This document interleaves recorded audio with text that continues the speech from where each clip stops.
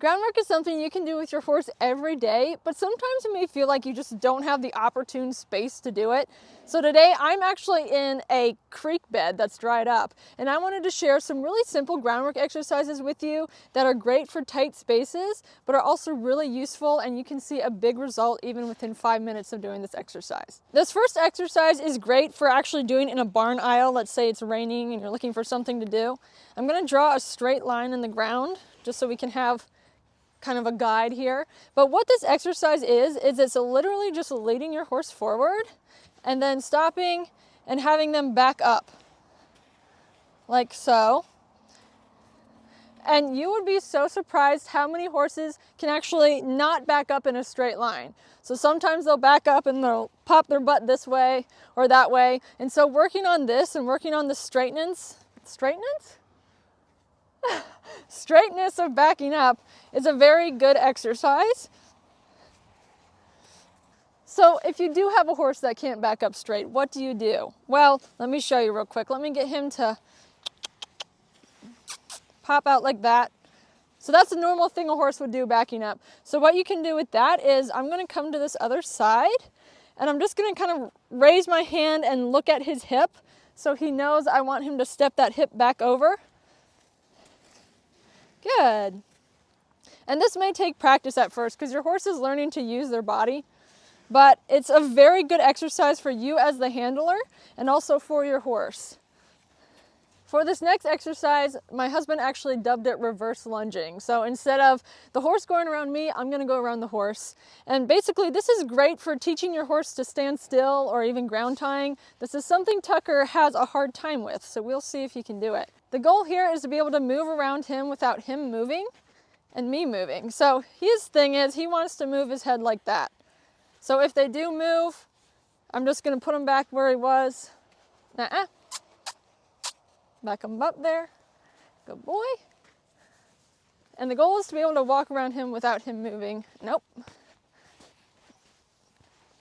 Good. Much better. Much better. There, that's good. Yes, he's looking around, but his feet are staying in one place. Good boy. No, no, no, no. Good boy.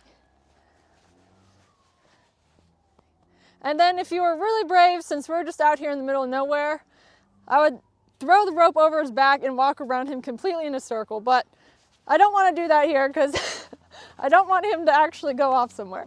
This next groundwork exercise is a little bit more challenging and you need to have a good foundation in groundwork before trying it. So if you want to learn about that good groundwork foundation, I actually have a bundle going on right now where I'm bundling 3 of my online groundwork courses into one bundle for just $60. This is only happening this weekend, so the link is in the description where you can check that out. This is another exercise if you're stuck in the barn on a rainy day. This one's really good, and I may actually draw some lines in the dirt here.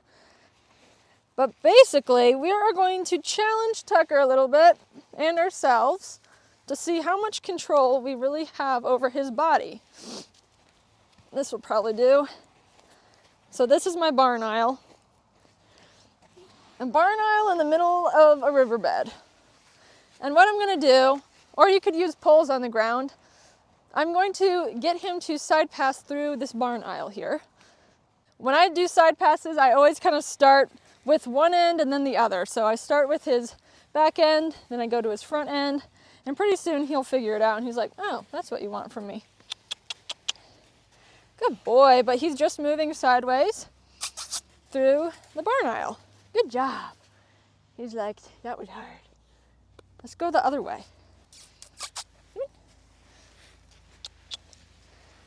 Catch that butt up, there you go. Oh, he stepped out of it. One more time. There you go, good. This looks complicated. I feel like it's actually super easy to teach, once again, when you understand the basics of groundwork. So what I'm doing is I'm first asking him to move one half of his body. So I'll start with his shoulders. So I want him to move those shoulders over. Then I want him to move his hind end over. And then I put 2 together to where I get that lateral movement. And that's basically how I always start that. So if you don't know how to control the shoulders or the hind end, that is something you need to learn in order to do this exercise. So once again, be sure to check out that online course bundle happening limited time this weekend, or if you're seeing this after the fact, I'll also link those online courses in the description. The next two exercises are actually leading exercises that I like to do. With this one, my goal is to be able to lead my horse as far away as I can get him from me.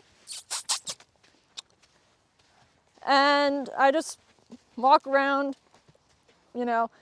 It's pretty simple, but believe it or not, a lot of horses may run forward or run back or just drag behind you. And so this is a great exercise to just work on having your horse pay attention to where you want them. And if I stop, well, he went ahead of me, back up. He needs to stop.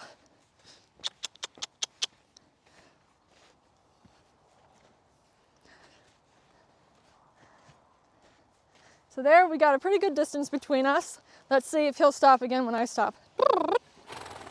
He kind of took his time there. Back up. One more time.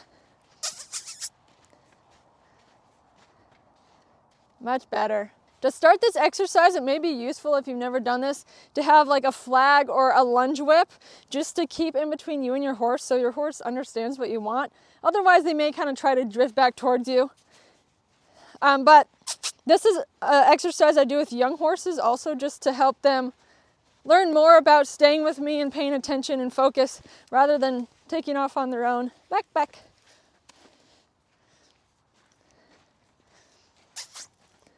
This exercise is going to be a little bit more challenging for your horse just because we're asking a little bit more from them.